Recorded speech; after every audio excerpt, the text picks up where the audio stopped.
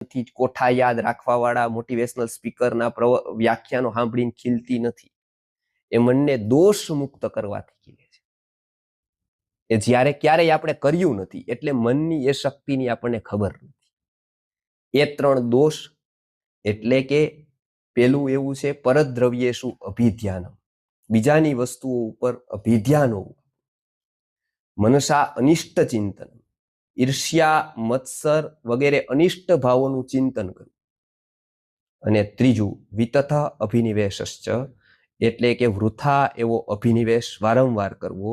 આ 3 દોષો મનમાં એવા સંકળાયેલા છે કે એની સર્જરી માટે અધ્યાત્મ જરૂરી છે. જો એકવાર એની શરૂઆત થાય એટલે મનમાં ક્યારેય ન પામેલી શાંતિનો, ક્યારેય ન જોયેલી પ્રસન્નતાનો અને ક્યારેય ન અનુભવેલી હળવાશનો અનુભવ થાય. કૃપાના અનુભવ કરવા માટે